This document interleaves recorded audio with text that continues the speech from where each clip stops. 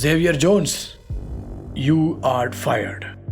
தன் மேலதிகாரி கூறிய வார்த்தையில் அதிர்வுடனும் குழப்பத்துடனும் நின்றான் சேவியர். டைரக்டர் பிரசாத், எதுக்காக என்ன வேலையை விட்டு போக சொல்றீங்க? ஸ்கை ஹோப் ஹாஸ்பிட்டல்லையே நான் தான் பெஸ்ட் டாக்டர். தொடர்ந்து 2 வருஷமா ஹாஸ்பிட்டல்ல நான் தான் பெஸ்ட் டாக்டர்னு அவார்டு வாங்கியிருக்கேன். இந்த மாசம் கூட என்னோட பெர்ஃபார்மன்ஸ் டாப் 3ல இருக்கு. ஸ்கை ஹோப் ஒரு தனியார் மருத்துவமனை. வியாதிகளை குணப்படுத்துவதை காட்டிலும் அங்கு வேலை பார்க்கும் மருத்துவர்கள் நோயாளியாக வருபவர்களிடம் மிகவும் கனிவுடன் நடந்து அவர்களை தக்க வைத்துக் கொள்ள வேண்டியது அந்த மருத்துவரின் பொறுப்பு. அவன் இங்கு வேலைக்கு சேர்ந்ததிலிருந்து அவன் வேலையில் மிகவும் கவனமாகத்தான் இருந்திருக்கிறான். 2 வருடங்களுக்கு முன்பு இங்கு மருத்துவராய் அவன் சேர்ந்ததிலிருந்து சேவியர் இதுவரை எந்த சிறு தவறும் செய்ததில்லை. முழு மனதாய் அனைவரும் சீருடன் வாழ வேண்டும் என்று கவனமாய் மற்றவர்களின் நோய் தீர வேலை பார்ப்பான். அவன் பழகும் தன்மையினால் பல பேர் வழமையாய் மெடிக்கல் செக்அப் செய்து கொள்ள அவனிடம் வந்து விடுவார்கள். அதனால்தான் அவன் அந்த மருத்துவமனையில் சிறந்த மருத்துவராக இருக்கிறான். ஆனால் இப்போது திடீர் என்று வேலையை விட்டு அனுப்புவது அவனுக்கு காரணம் புரியவில்லை. வேலையை தட்டி கழிக்காமல் இத்தனை வருடம் உழைத்ததற்கு இதுதான் பலனா என நினைத்தான். என்ன ஜேவியர், ஒன்றும் தெரியாத மாதிரி நடிக்கிறியா இல்ல திமிர்ல கேட்குறியா? டாக்டர் சர்மா யாரு தெரியுமா? அவங்க அப்பா Genesis general hospital vice president. நம்ம சிட்டிலேயே பெஸ்ட் ஹாஸ்பிட்டல் லிஸ்ட்ல 5வது இடத்துல இருக்கு. அவருக்கு எவ்வளவு பவர் இருக்குன்னு தெரியுமா? அவர்கிட்ட இருந்து ஒரு வார்த்தை வந்தா போதும், நம்ம ஒட்டுமொத்த ஹாஸ்பிட்டலையும் இழுத்து மூடிட்டு போக வேண்டியதுதான். மெடிக்கல் எக்யூப்மெண்ட் எவனும் நமக்கு சப்ளை பண்ண மாட்டான். ஒன்றும் இல்லாம ஹாஸ்பிட்டல் வச்சு என்ன பண்ண சொல்ற? கோபத்துடன் சேவியரை திட்டி தீர்த்தான். கையை நீட்டுறதுக்கு முன்ன நீ இதெல்லாம் யோசிச்சிருக்கணும். முதல்ல வெளியே போ. உன்ன மாதிரி ஒருத்தன் தேவையே இல்லை. சேவியர் கோபத்தில் கைகளை இறுக மூடிக்கொண்டான். இதுதான் காரணமாக இருக்கும் என்று ஓரளவு முன்பே கணித்திருந்தான். அப்போ என்னோட சம்பளம் என்ன கேட்ட? நீ பண்ண வேலைக்கு உனக்கு அது ஒண்ணுதான் கேடா? இந்த ரூம்ல இருந்து உனக்கு என்ன வேணுமோ எடுத்துட்டு போ. அதுதான் நீ பார்த்து வச்ச வேலைக்கு சம்பளம். சேவியருக்கு ஆத்திரம் அதிகரித்தது. இப்போதே பிரசாத் தலையை மேஜையில் 4 முறை முட்டி மண்டையை உடைக்க வேண்டும் என்பது போல இருந்தது. அவனுக்கு வந்த கோபத்தில் பிரசாத் மேஜையை ஓங்கி எட்டி உதைக்க அதனின் ஒரு கால் உடைந்து சரிந்தது. அதற்கே பயந்து விட்டான் பிரசாத். ஏய், எவ்வளவு திமிர் இருந்தா ஏன் முன்னவே இப்படி பண்ணுவ? கோபத்துடன் கேட்டவனை பார்த்து எள்ளாக இதழை வளைத்தான் சேவியர்.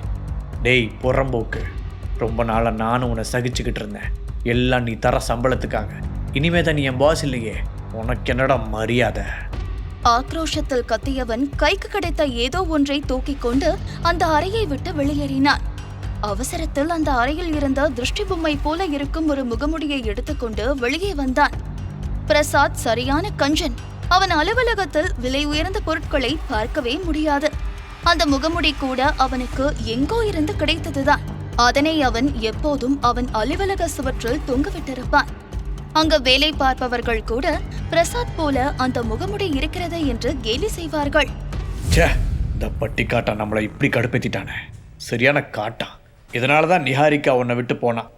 அவனுக்கு இன்னுமே முகம் வெளுத்திருந்தது. இருந்த கடுப்பில் வாய்க்கு வந்ததையெல்லாம் சொல்லி அவனை திட்டிக் கொண்டிருந்தான் பிரசாத். சேவியரும் அவனின் முன்னாள் காதலி நிஹாரிகாவும் யூனிவர்சிட்டியிலிருந்தே ஒன்றாயிருக்கிறார்கள். இருவரும் இணை பிரியாத காதலர்களாக இருந்தார்கள். இருவரும் மருத்துவம் முடித்த நேரத்தில் நிஹாரிகா பெற்றோர்களுக்கு கோர விபத்து நிகழ்ந்தது. அதில் அவளின் தந்தை சம்பவம் நடந்த இடத்திலேயே இறந்துவிட அவளின் அம்மா உயிருக்கு போராடும் நிலையில் இருந்தார். அதனால் நிஹாரிகா மேலும் மருத்துவத்தில் முதுகலை படிப்பதில் தடை உண்டாகியது. அந்த நேரத்தில் சேவியர் அவன் வாழ்க்கையில் மிக முக்கியமான முடிவை எடுத்தான்.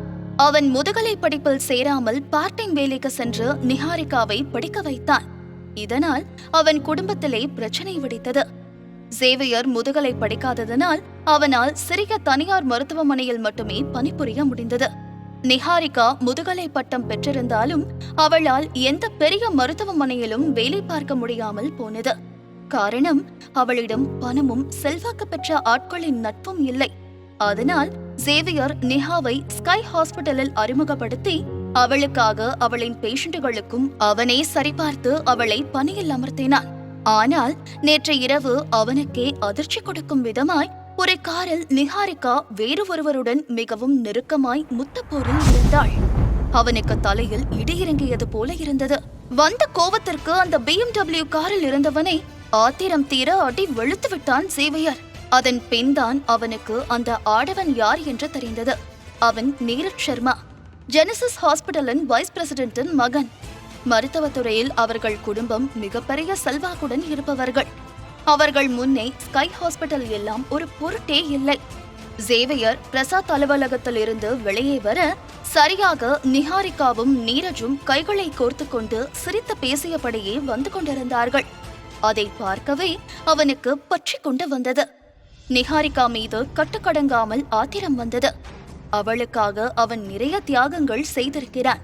ஆனால் அவளோ அவனை பொருட்டாய் மதியாமல் துரோகம் செய்துவிட்டாள். ஆனாலும் ஒரு பெண்ணிடம் கை நீட்டிட வேண்டாம் என்று விட்டுவிட்டான். ஆத்திரத்துடன் நின்று கொண்டிருக்கும் சேவையரை பார்த்து ஏளனமாக சிரித்தாள் நிஹாரிகா. சேவையர், இவ்ளோ வயசாகியும் நீ இன்னும் வெள்ளந்தியா இருக்கே, உனக்கு பழக்கவே தெரியல. உன்னால எப்போதும் முன்னேறவே முடியாது. இனிமேலாச்சும் எதையும் எடுத்தோ கௌத்தோம்னு செய்யாம இரு. உன்னால நீரஜ் மாதிரியான ஆளுங்களை எதிர்க்கவே முடியாது. அந்த தகுதியும் உனக்கு இல்ல. ஏதோ உனக்கு பாவம் பார்த்து நான் நீரஜ் கிட்ட உன்னை விட்டுட சொல்லி சொன்னேன். எனக்காக அவனும் இத இப்படியே விடுறான். இல்லனா நீ பண்ண காரியத்துக்கு உன்னை உண்டு இல்லாம பண்ணிருப்பான். இனிமே கவனமா இருந்துக்க. அவளின் திமிர்த்தனத்தை ரசித்த நீரஜ் அவள் இடையோடு கைகோர்த்து கொண்டான்.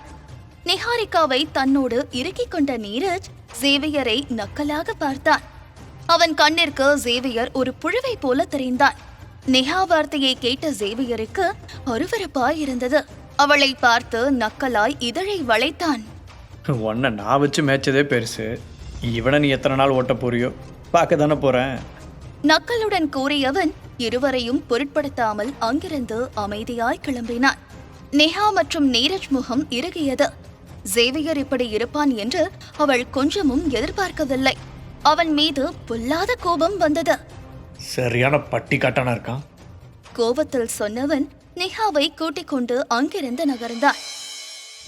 கீழே இறங்கி வந்த சேவையர் நேராக பினான்சியல் டிபார்ட்மெண்ட் பக்கம் சென்றான்.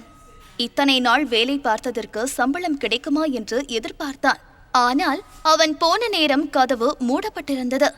நிச்சயம் பிரசாத் தான் இவர்களுக்கு தகவல் கூறியிருக்க வேண்டும் என்று நினைத்து கடுகடுத்தான் சேவையர். அதனால் அவனின் உடைமைகளை எடுத்துக்கொண்டு நேராக அவன் தங்கியிருக்கும் வீட்டிற்கு சென்றான். மேஜையில் அனைத்தையும் டொம் என்று வைத்தவன் கண்ணில் அந்த திருஷ்டி பொம்மை போல் இருக்கும் மாஸ்க் பட்டது. அதை பார்க்க பார்க்க அவனுக்கு இன்னும் கோபம் அதிகரித்தது. அந்த மாஸ்கில் பிரசாத், நிஹாரிகா, நீரஜ் ஆகிய மூவர் முகமும் தெரிவது போல இருக்க ஆத்திரத்தில் அந்த மாஸ்கை ஓங்கி குத்தினான். உங்க எல்லாருக்கும் நிச்சயமா ஒரு நாள் நான் யாருன்னு காட்டுறேன். என்னை இன்னைக்கு மொட்டமா பார்த்த எல்லாரையும் வாழ்க்கையில வருத்தப்பட வெப்ப. மிகவும் தீவிரமாய் பழிவாங்கும் உணர்வுடன் கூறினான் சேவையர். கோவத்தில் கூறியபடியே அந்த உடன் மாஸ்கை குத்திட அது சில்லு சில்லாய் உடைந்தது. அதில் இருக்கும் தூசி சேவையர் கண்ணில் விழ கண்ணை சுருக்கி மூடினான். அந்த நேரம் அதிசயமான ஒரு ஒளி காற்றில் பறந்து சேவையர் விரலில் நுழைந்தது. இதில் இன்னும் அதிசயமான ஒன்று, சேவையர் குத்தியதில் ஏற்பட்ட காயம் கண்ணிமைக்கும் நேரத்தில் காணாமல் போனது. சேவையருக்கு அப்படி என்ன சக்தி அதன் மூலம் கிடைத்திருக்கும்? அதை வைத்து அவன் என்னவெல்லாம் செய்ய போகிறான்? கேளுங்க டாக்டர் எக்ஸ் ஆடியோ சீரீஸ் உங்க குக்கு எஃப்எம் ஆப்ல. Download the app now.